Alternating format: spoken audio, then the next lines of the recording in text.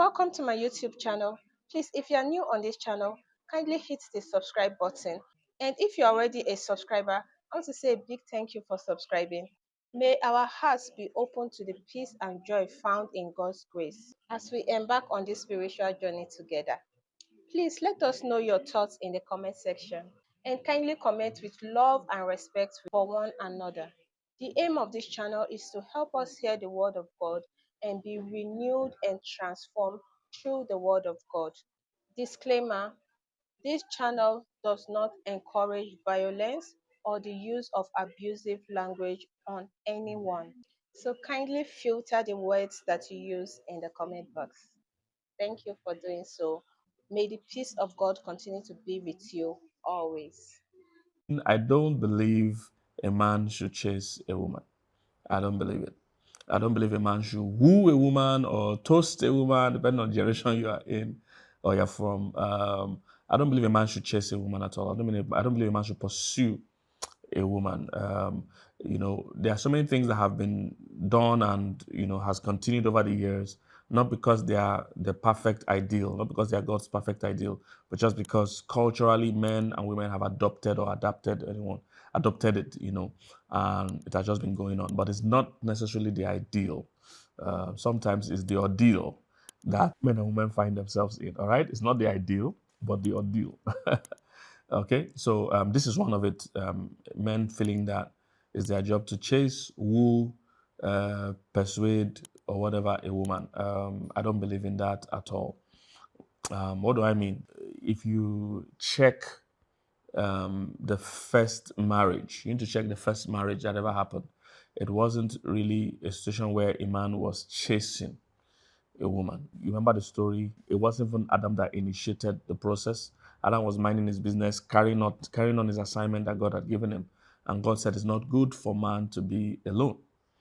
All right. So I said, I'll bring him a helpmate. And the Bible said God brought all the animals and he presented it to Adam to see what he would call them. And he said, and there was not found a help meet. That means a suitable helper for Adam. And then he put Adam to sleep, brought out the woman from him and presented it to her. And Adam said, this is now bone of my bone and flesh of my flesh. She shall be called woman. So I do not see in that scenario a man chasing a woman. Now, of course, a man should initiate the process of a relationship or marriage. I agree with that.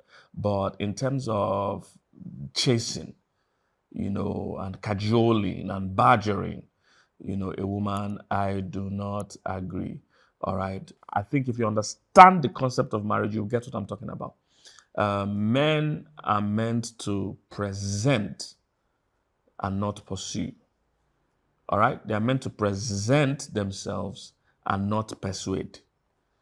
A man is not meant, ideally, all right, is not meant to persuade a woman to marry him. He's not meant to badger or pursue a woman to marry him.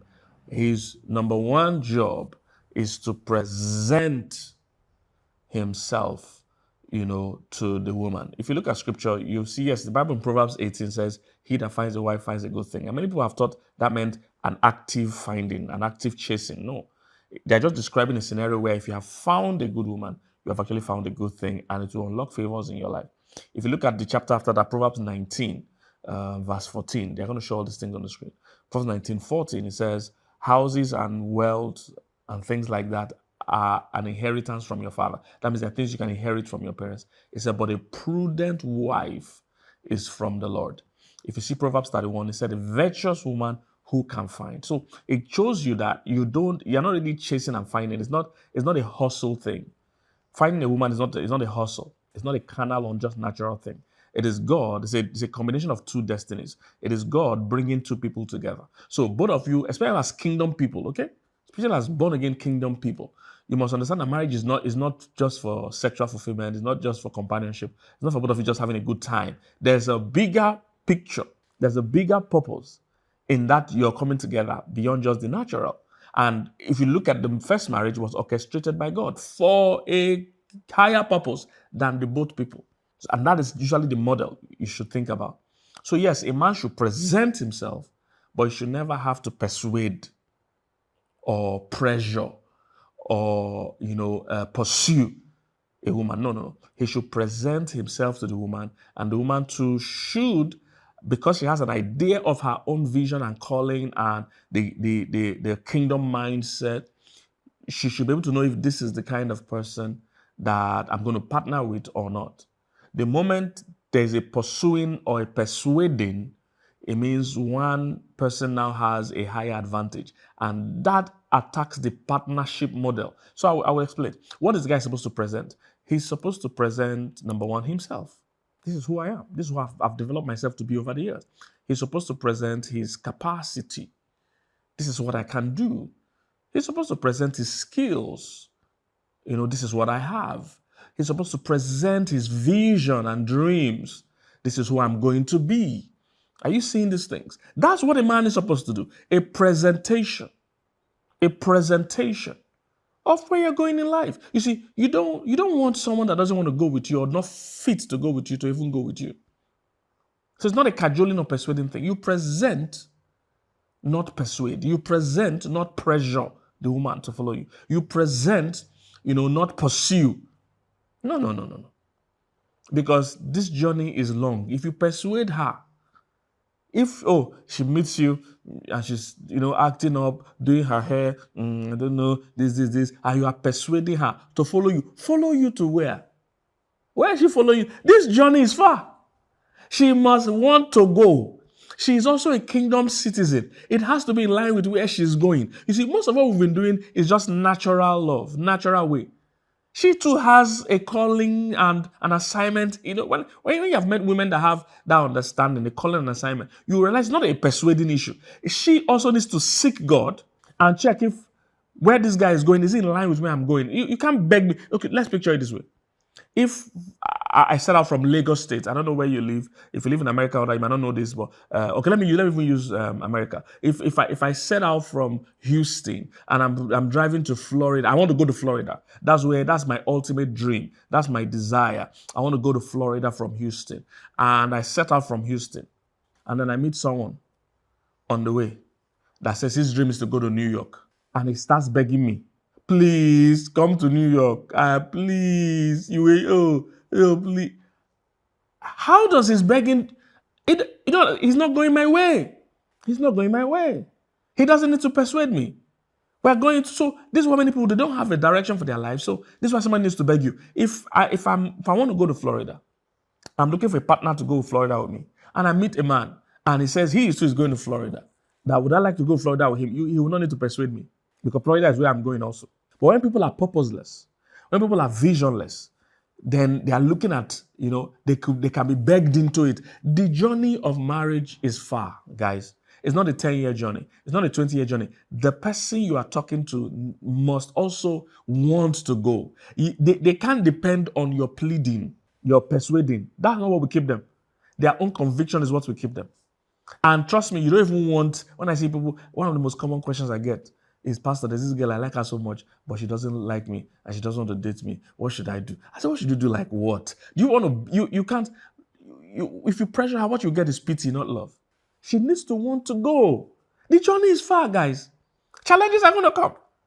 Challenges, it's because we beg. Then, if you have persuaded somebody to follow you and something goes wrong, you'll still be persuading them and begging them on the way. Hope you know that. Somebody don't want to go to Florida. You persuaded them to go, and you guys leave Houston. On your way to Florida, the next town, the tire gets flat. You'll be begging them again. Oh, sorry, I didn't know. This is not what marriage is about. You keep begging that person. And they'll keep saying, I didn't want to marry you. I didn't want to come. No. I can present myself and be like, this is where I'm going. I'm going to Florida. I'm also trusting God. I can't do Florida alone. I need a good partner that also sees the potentials in Florida, that also sees the victories in Florida, that also has a passion for Florida. Then when two of us come together, nobody is doing the other a favor. You see, once you persuade, the person you beg or you badger, the other person has a feeling they are doing you a favor by agreeing. They'll be like, he begged me, he persuaded me. No, you must want to go. Because the key to a successful union is mutuality. Both of us are strengthening each other. He said, woe to him that is alone when he falleth. When one falls, the other picks him up. He said, two are better than one. They have a good reward for their labor. It's mutuality and partnership. Not one person persuading the other to go. Not one person doing all that is possible. Oh, you buy flowers. Oh, you buy engagement ring. Oh, you buy car. You buy house. To do what? Does she know what she's? You see, this ideology is what makes marriages not work.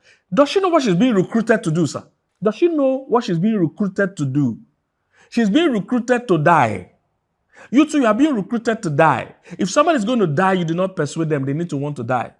Because that's what marriage is. You die to your individuality. You now become a team. You die to your privacy, die to your personality, die to, all those things. You are giving up your former life to come and live a new life. Don't beg them. They must want to go because it's going to be hard and grueling at some point. This woman is going to give birth to 3, 4 children. She might lose her figure. She might lose her dreams. She might lose some of the things she wanted to do before with her life for the union. They must want to do it. But by the time you start cajoling and begging, they will feel, oh, they are doing you a favor, that they sacrificed a lot. I've heard all kinds of things. These are things that breaks union. Because the woman because she was begged so much and persuaded so much, she didn't understand she was coming to sacrifice. She had a sense of entitlement. She's coming to sacrifice. So in the cultural thinking, those of you that have watched my teachings on kingdom marriage, which everybody should watch really, culturally, men believe it's their job to chase a woman. Contemporary marriages believe it's their job to seduce or even chase a woman. A woman also now propose and chase men. All those things give the chasee, okay? The chaser and the chasee. All those things give the chasee a privileged mindset and a superiority mindset. A mindset of, oh, I'm the one having to consider and do a favor to this guy. No, you're coming to serve this guy. You're coming to serve this guy. Your heart and hand must be in it. You must be ready to say, hey, we are both going to do this journey, whatever it takes. It's going to be worth it, but it might be demanding, and we're going to put in our best. We're going to both give it our best. It's not a one-sided, it's not one person is begging or pressuring or cajoling another to follow them on a journey. No. Your own passion and faith and belief cannot carry another on the journey of marriage. It's too long. They need their own 2 feet. They must, I can't count them as in those marriages. When one person feels, oh, this was a disturbance. You try this 10 years marriage. They're talking as if it's 10 minutes. Oh, you are disturbing me. Oh, yes, I wouldn't have come. I wouldn't have married you. No. I don't like those nonsense. The journey is going to be long. It's going to be far. We're going to sacrifice for each other. We're going to sacrifice for our kids. We're going to sacrifice for our dreams. It's going to be a lifetime of sacrifice. And nobody goes on that kind of journey being pushed by another person. They must want to go.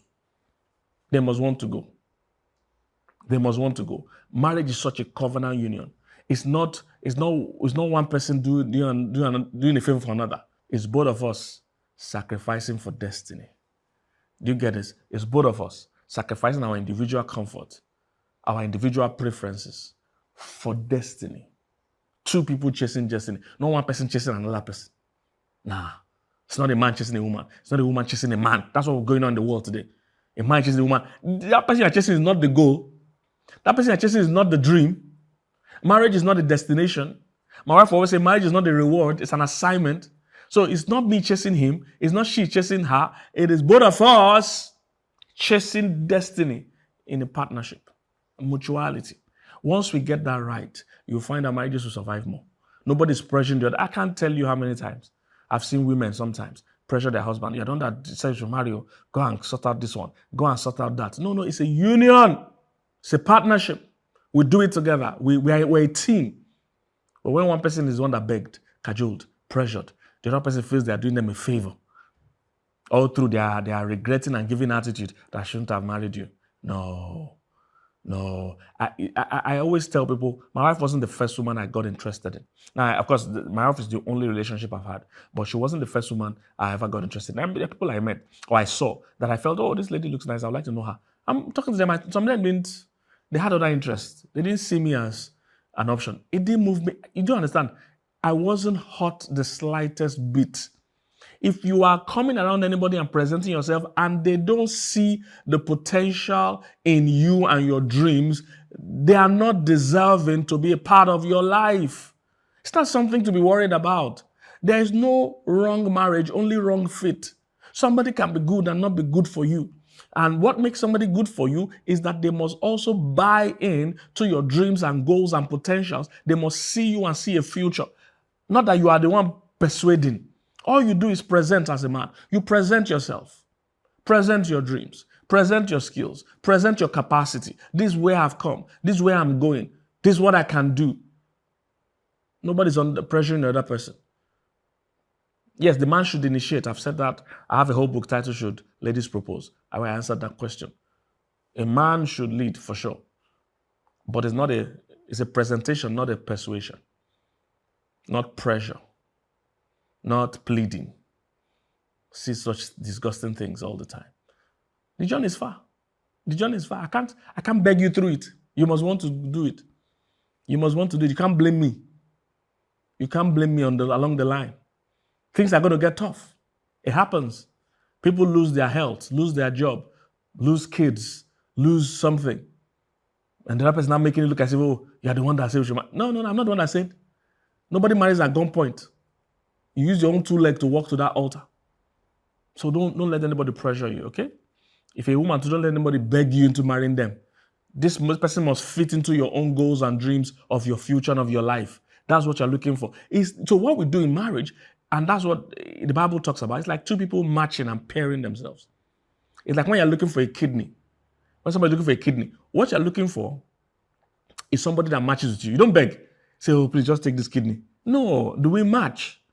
We must match. So that's what we do in marriage. We are just looking for a match.